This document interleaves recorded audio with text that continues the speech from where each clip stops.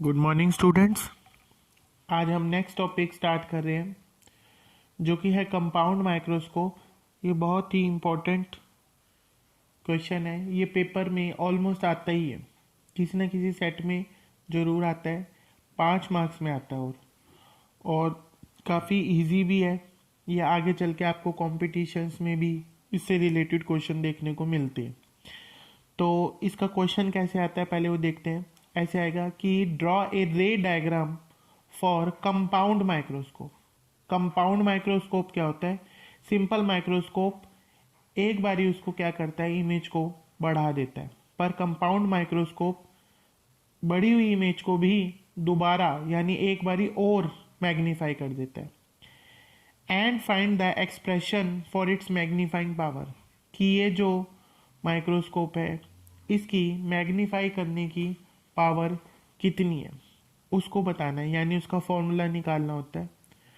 ये देखो, जैसे ये 2015 में आया, फिर 16 में, फिर 17 में, फिर 18 में, फिर 19 में, फिर 20 में, आता ही रहता है ये क्वेश्चन। तो आप इसको अच्छे से कर लें। कंपाउंड माइक्रोस्कोप की सबसे पहले आप डेफिनेशन लिखेंगे कि compound microscope is an optical instrument used for observing highly magnified images of tiny objects. यानी ये बहुत छोटी जो ऑब्जेक्ट्स होते हैं, टाइनी जो ऑब्जेक्ट्स होते हैं, उनकी हाईली मैग्नीफाइड यानी बहुत ज़्यादा बड़ी इमेज देखने के लिए, जैसे बैक्टीरिया होते हैं, छोटे छोटे कीटाणु होते हैं, ये बायो वाले जो स्टूडेंट्स हैं उन्होंने करके भी देखे होंगे कि उनको हम मैग्नीफाई करके देखते हैं। फिर उसके बाद आप इसकी कंस्ट्रक्शन हेडिंग बना लेंगे अपने आप कि it consist of an objective lens of very small focal length. इसमें 2 लेंस है। देखो, ये तो है ऑब्जेक्टिव यानी जो ऑब्जेक्ट की तरफ होगा नीचे, और ये होगा आई पीस यानी जो आँख की तरफ होगा जिस पे आप देखोगे। तो कह रहा है कि it consist of an objective lens of very small focal length and short aperture. इसकी फोकल लेंथ तो छोटी होगी और अपर्चर मतलब जो इसका ये साइज है, ये देखो ये बड़ा है इतना और ये इससे छोटा है काफ़ी। ये जो अपर्चर है ये इसका छोटा होगा। आई पीस जो है वो उल्टा होगा, इसकी फोकल लेंथ जो होगी मॉडरेट होगी। मॉडरेट मतलब ना कम ना बहुत ज़्यादा, और अपर्चर जो है वो काफ़ी लार्ज होगा। फिर उसके बाद एन ऑब्जेक्ट ए बी, ये ऑब्जेक्ट है A B, is held in front of the objective lens. यह ऑब्जेक्टिव लेंस के बिल्कुल आगे रखा जाएगा। And beyond its focus F naught, पर इसका जो फोकस है, इस वाले ऑब्जेक्टिव लेंस का जो फोकस है एफ ओ, उसके क्या रखा जाएगा, बियॉन्ड। बियॉन्ड मतलब पीछे। तो ये कहते हैं a real inverted and enlarged image, real inverted and enlarge यानी बड़ी, रियल मतलब असली की, इन्वर्टेड मतलब उल्टी, इमेज बन जाएगी A B, A dash B dash बन जाएगी उसकी।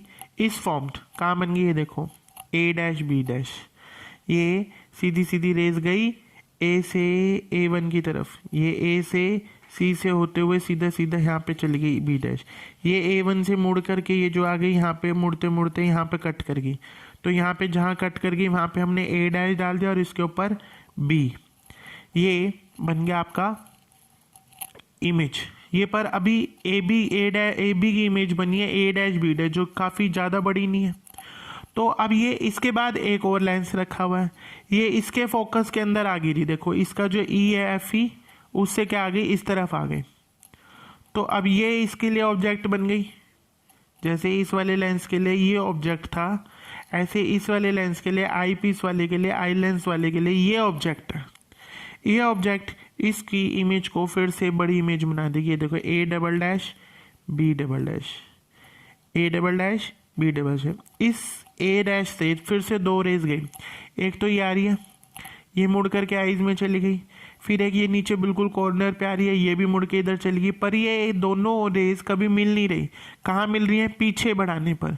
ये डॉटेड लाइन से ये पीछे आ गई, ये वाली लाइन ये जो दूसरी थी ये भी पीछे आ गई, और ये दोनों कहाँ मिल गई, ए डबल डैश पे, फिर फुट जोड़ लेंगे बी डबल डैश। तो इस तरीके से ये दोबारा एक बारी और, ये देखो ए बी से पहले ए डैश बी डैश बनी, फिर ए डैश बी डैश से A double dash B double dash, ये डबल इसकी क्या बन गई, इमेज बन गई। तो हमने यही लिखा कि now A dash B dash acts as object for eye lens. Eye lens वाले के लिए ये ऑब्जेक्ट का काम करेगी, which lies between optical centre C2 of eye lens and its focus FE।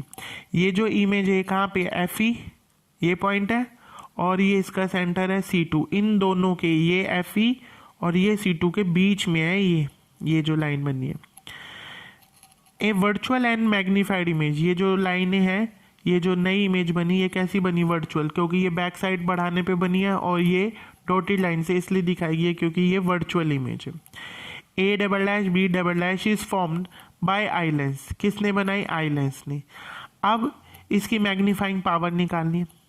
Magnifying power of compound microscope is the ratio of angle subtended by eye by final image to the angle subtended at eye by the object. यानी object और eye, object और image, ये object है और ये image है, ये दोनों आई पर कितना कितना एंगल बनाते हैं उसकी रेशियो को।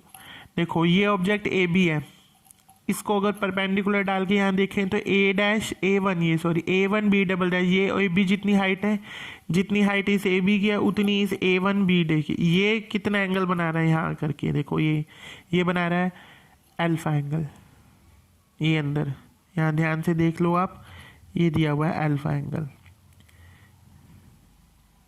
ये इसी तरीके से ये जो फाइनल इमेज बन रही है, ये यहाँ पे कितना एंगल बना रही है? बीटा डैश बना रही है ना, ये बीटा डैश। तो अब इन दोनों की रेशियो को ही हम क्या बोलते हैं? Magnifying power. यानी magnifying power will be equal to M is equal to beta upon alpha.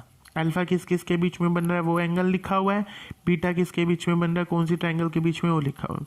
Tangent beta upon alpha. अगर एंगल स्मॉल हो तो हम इसके अंदर टेंजेंट भी लगा सकते हैं, लगा दिया। टेंजेंट बीटा की वैल्यू निकालेंगे हम, फिर वो किसके बराबर आ रही है? A double dash B double dash C2 B dash. Tangent beta किसके बराबर होता है?